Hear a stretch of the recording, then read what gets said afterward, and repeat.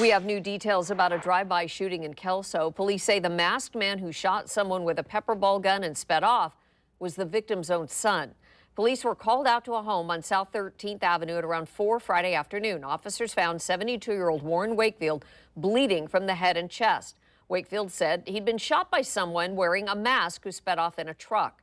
He was flown to a Vancouver hospital but is expected to recover.